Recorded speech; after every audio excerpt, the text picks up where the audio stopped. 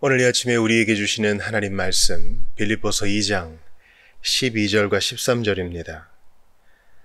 사랑하는 나의 형제들이여, 여러분이 항상 순종해 왔듯이 내가 여러분과 함께 있을 때뿐만 아니라 내가 없을 때에도 더욱더 순종함으로써 두렵고 떨리는 마음으로 자신의 구원을 계속 이루어 가도록 하십시오. 하나님께서는 여러분 안에서 활동하셔서 자신의 기쁘신 뜻에 따라 여러분으로 하여금 결정하게 하고 또 실천하게 하시는 분입니다. 아멘. 하나님의 말씀입니다. 하나님께 감사합니다. 개역개정으로 한 번 더 보겠습니다.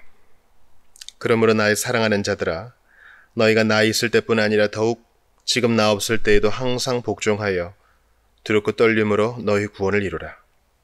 너희 안에서 행하시는 이는 하나님이시니 자기의 기쁘신 뜻을 위하여 너희에게 소원을 두고 행하게 하시나니. 아멘. 바울은 빌립보 교우들에게 두렵고 떨림으로 너희 구원을 이루라 이렇게 얘기합니다. 구원을 이룬다는 게 무슨 뜻일까요? 그런데 먼저 좀 예비적으로 알아야 될 것이 있어요. 나 있을 때뿐 아니라 더욱 지금 나 없을 때에도. 그러니까 빌립보 교인들이 구원을 위해서 힘쓰고 애쓰고 노력을 해야 되는 건 맞는데 상황이 어떤 상황이냐? 지금 바울이 없는 거예요. 더욱 나 없을 때에도. 왜냐면 지금 빌립보서를 쓰고 있을 때 바울은 갇혀 있거든요. 그의 신앙 까닭에 지금 옥살이를 하고 있는 것입니다. 그러한 중에도 내가 갇힌 것 때문에 낙심하지 말아라. 바로 이때가 더욱 힘쓸 때이다. 핍박이 있어도 물러나지 말아라.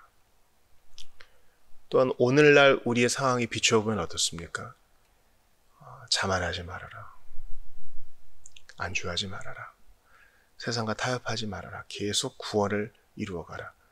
여기에는 그 어떠한 정체도 없죠. 그리고 헛된 자족감도 없어요. 나는 구원을 받았으니까 만사 대형통이야. 아무것도 필요한 것이 없어. 이런 게 없고 더욱더 힘쓰고 애쓰며 앞으로 정진해 가라는 격려가 있을 뿐입니다. 이게 하나님 말씀이에요. 어떤 분들은 이 말씀을 보면서 상당히 의아해합니다. 너희 구원을 이루라고요? 구원을 이루신 분은 하나님 한 분이신데 어떻게 이것을 교우들에게 격려할 수 있습니까? 이게 바로 우리가 놓치고 있는 칭의와 성화 그리고 구원 전체의 경륜입니다. 제가 수차례 이 강단에서 말씀드렸지만 설교 자체로는 가르침 자체로는 알미니안과 리폼들을 개혁파를 구분하기 상당히 어렵다 그랬어요. 왜냐하면 성경이 두 가지를 다 말하고 있기 때문이에요. 바른 통합적 해석은 어떻습니까? 하나님의 주권이 이 모든 일을 하시는 거예요. 하나님의 은혜 없이 행동할 수 없기 때문입니다. 주께서 우리 모든 일을 우리를 위하여 이루신다. 이사야 26장 12절 말씀이죠. 하나님이 우리 모든 일을 우리를 위하여 이루시기 때문에 사실은 그분 아니면 우리 아무것도 할 수 없어요. 구원을 이루는 것도 사실은 모노제즘, 그분의 은혜 까닭에 그분의 단독주의로 하는 것이죠. 문제는 그분이 그렇게 하실 때에 수단을 쓰신다는 거예요. 어떤 수단이요? 우리의 마음에 소원을 일으키시고 우리에게 허락하신 타당한 수단을 쓰게 하셔요. 오늘 본문 13절 후반을 보세요. 너희 안에서 행하시는 이는 하나님이시니 자기의 기쁘신 뜻을 위하여 우리에게 소원을 두고 행하게 하신다. 제가 종종 광고할 때 거룩한 충동에 대해 얘기하잖아요. 그게 주님이 주시는 소원이면 어떡할 거예요? 그리고 돌아보면 그게 맞아요. 다음에 해야지. 계속 미루고 합리화하고 타협하고 포기하고 우리가 주일에 고린도후서 9장 본 것처럼 열심 있게 아주 당차게 시작하고 결심했지만 끝을 못 맺게 하는 거 다 왜 그렇습니까? 소원을 주신 하나님 무시했기 때문이에요. 그분이 주시는 거룩한 충동을 무시했기 때문이에요. 또한 이것이 단수로 표현 안 되고 복수로 표현된 것을 기억하세요. 나의 사랑하는 자들아 너희가, 그죠? 13절에서 너희에게 복수로 되어 있어요. 여러분 성화는요 공동체 안에서 이루어져야 돼요. 공동체가 아니고서는 답이 없어요. 그러니까 교회 조직이 싫어서 나름대로 개인적인 신앙생활을 하시는 분들 제가 존중합니다. 얼마나 큰 일이 있으셨으면 그랬겠어요. 얼마나 큰 상심이 있으시면 그랬겠어요. 이런 분들은 나름대로 말씀하시는 게 있을 거예요. 예를 들어 나는 그래도 11조 생활은 분명히 합니다. 그럼 뭐 조직교회에 있는 사람 못지않게 저는 헌금 생활 잘합니다 하시는 분도 계실 거예요. 또 어떤 분들은 그럴 겁니다. 나는 보이지 않는 교회, 보편교회에 속해 있기 때문에 꼭 보이는 교회에 속할 필요는 없다고 생각합니다. 저는 책을 통해서, 영상을 통해서, 뭐 테이프나 CD를 통해서 보이지 않는 교회와 계속 소통하고 있습니다. 이렇게 변명하실 분도 계실 거예요.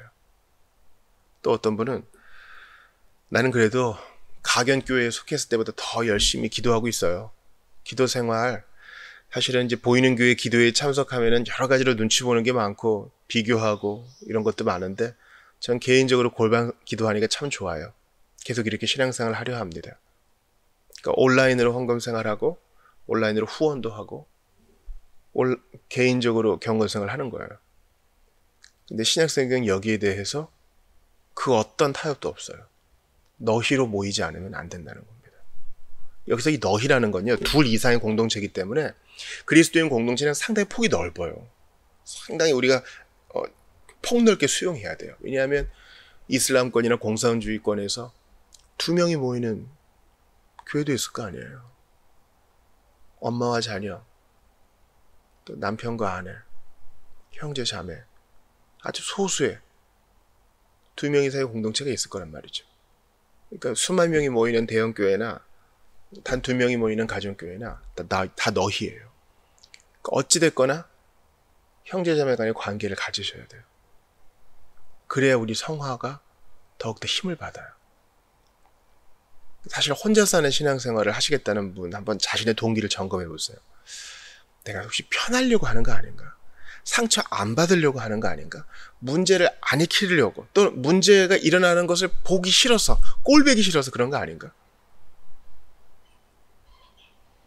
근데 어떻게 해요? 고린도 교회와 같은 교회도 하나님이 성도라 칭하시고 거기에 은사를 부으시고 하나님께서 그 교회를 아주 집착적으로 사랑하시고 그 교회를 통해서 일하신다는데 어떻게 해요? 그러니 보이는 교회, 공동체에 속하셔야만 우리의 성화가 힘을 받습니다. 여기에 신비가 있어요.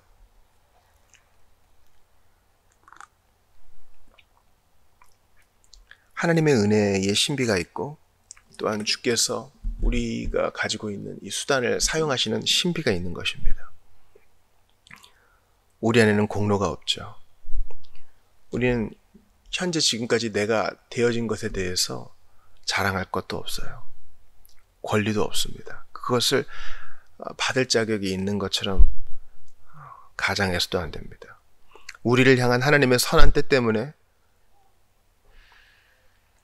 주님이 선한 사업을 이루신 거예요.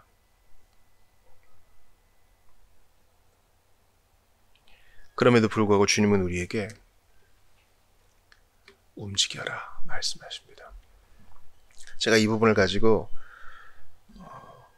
한 성도와 성경 공부를 했는데 그가 그러더군요. 맞다고. 자기는 이 성화에 대해서는 좀 가볍게 생각했대요. 왜냐하면 예수 믿으면 바로 거룩하심을 받으니까 이제 확정적 성화죠. 그 다음에 내가 뭔가를 하는 것이 하나님이 100% 행하신 구원에 내가 뭔가를 보탠다고 생각하니까 그건 좀 아니라고 생각했다는 거예요. 그래서 두렵고 떨림으로 너희 구원을 이루라 그럴 때 이게 뭐야 의아해했다는 것입니다. 그리고 성화의 노력을 경주하자 이럴 때 상당히 인본주의적이고 하나님의 그 단독주의에 뭔가 오염을 끼치는 것 같아서 좀 터부시했다는 것이죠. 그러나 하나님이 수단을 사용하신다. 이것을 알게 된 이후로 해석을 고쳤다는 것이죠. 바로 그것입니다.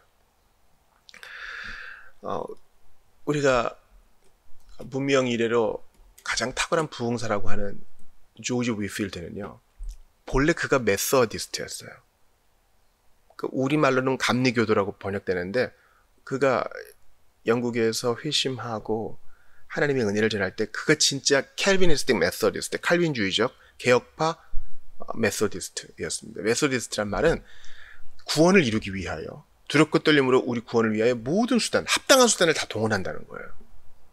그래서 메소디스트들은 그 웨슬리의 메소디스트가 있고 휘필드의 메소디스트가 있거든요. 나중에 둘이 화해를 이루기는 어려웠지만 부분적 합의만 이루었지만 둘 다 메소디스트의 특징이 있어요. 모이는 거를 아무튼 열심히 해요. 정기적 집회를 상당히 열심히 해요. 그리고 작은 모임, 소그룹을 또 강조해요. 그리고 웨슬리 같은 경우는 또 교인들 직접 면접을 받죠. 면담을 해가지고 합당한 자와 합당하지 않은 자, 참교인과 거짓교인을 분별했습니다. 그리고 각 교인들에게 성실할 것을, 또 구제할 것을, 고아원을 위해 후원할 것을, 성실할 것을, 술을 끊을 것을 강조했습니다. 그 각각의 사안들을 보면서 이건 행위 구원이야, 공로 구원이야 이렇게 얘기할 사람이 있습니까? 천만의 말씀. 오히려 하나님의 전적인 은혜와 구원이라는 그 허울 뒤에 숨어가지고 아무것도 안 하는 게으른 자들을 꾸짖어야 합니다. 항상 복종하여 구원을 이루라. 두렵고 떨림으로 구원을 이루라. 교회 공동체 안에서 리더십에 권위에 순종하지 않으면서 어떻게 나라의 질서를 바르게 세운단 말입니까? 어떻게 보이지 않는 하나님을 섬긴단 말이에요? 또 두렵고 떨림으로 하나님을 경외하는 것을 배우지 않고 어떻게 자녀들을 제대로 가르칠 수 있어요? 떨림으로 하나님 앞에 하나님의 이 심판대를 생각하면서 우리의 모든 노력을 경주하면서 자신의 죄성을 더욱 발견해나가고 주님 앞에 엎드리지 않고 어떻게 성화를 이루겠어요? 공동체가 아니고서는 성화를 이루지 못해요. 참된 신자의 특징은 근면입니다. 하나님이 일하시죠. 그리고 우리의 수고가 헛되지 않을 것이란 믿음을 주셔요. 나보다 먼저 일하시는 분이 계시니 나의 작은 수고를 분명히 열매 맺게 하실 것이다. 그걸 믿으며 가는 거예요. 비록 우리가 우리의 구원을 이루는 데 있어서 우리의 최선의 노력을 해야 한다 할지라도 여전히 하나님의 은혜를 의지하여 나아가고 있다는 사실을 기억하며 계속해야 합니다. 그분의 은혜는 우리의 본성에 적합한 방식으로 그리고 우리의 노력과 일치하여 우리 안에서 역사하십니다. 우리 안에서 역사하시는 하나님의 은혜의 역사는 단순히 우리 잘못을 묵인하는 게 아니라 우리의 노력에 활기를 띠게 하고 더욱 열심을 내도록 해줍니다. 열심! 참된 신자의 특징이에요. 여러분 열심히 했습니까? 지적 노력이 있나요? 몸을 들이는 봉사가 있습니까? 나는 주님을 사랑하고 모든 걸 다 받았어요 하는데 그의 삶을 봅니다. 게을러요. 게임과 유튜브와 증권과 주식과 재산 분리기와 사실은 거기에 더 관심이 있어 보여요. 그러니까 어떤 사람의 성화는 사실 그를 지켜보는 사람이 더 잘 알아요. 교회에서는 속일 수 있어요. 공동체에서는 속일 수 있어요. 그러나 가족은 속지 못해요.